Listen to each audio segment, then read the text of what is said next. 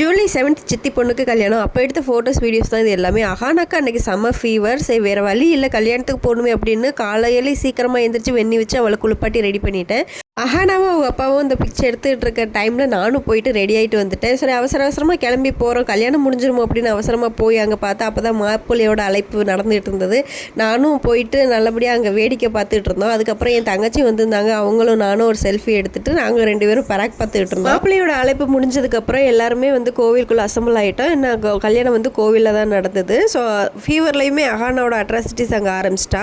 எல்லோரும் உட்காந்துட்டு இருக்கையில விறுவிறுன்னு அஹானா மட்டும் ஓடி போயிட்டு மாப்பிள்ளையோட சண்டை போட்டுக்கிட்டு இருந்தா. எப்போ பார்த்தாலும் அஹானாக்கு தான் வேலை. இந்த கோயில் என்ன ஃபங்க்ஷன் நடந்தாலும் அதை போய் சென்டரில் போய் நின்றுட்டு விளையாடிட்டு அதுக்கப்புறம் தான் வருவாங்க. எவ்வளோ கூப்பிட்டு பார்த்தோம், வரவே இல்லை. அதுக்கப்புறம் என் தம்பி பார்த்ததுக்கப்புறம் சிரிச்சிட்டாங்க. சரிண்ணா அதுக்கப்புறம் கொஞ்சம் வா அப்படின்னு சொல்லி தாஜா பண்ணி வர சொன்னோம். ஏதோ ஃபீவரில் இருந்தனால சத்தம் இல்லாமல் வந்துட்டாங்க. வீடியோ கொஞ்சம் லென்த்தாக போகும் அப்படின்றனால மேரேஜ் வீடியோ நான் செகண்ட் பார்ட்டில் போடுறேன். உங்களுக்கு இந்த வீடியோ பிடிச்சிருந்தா மறக்காமல் லைக் அண்ட் சப்ஸ்கிரைப் பண்ணி சப்போர்ட் பண்ணுங்கள். உங்களை இன்னொரு வீடியோவில் மீட் பண்ணுறேன். பாய்.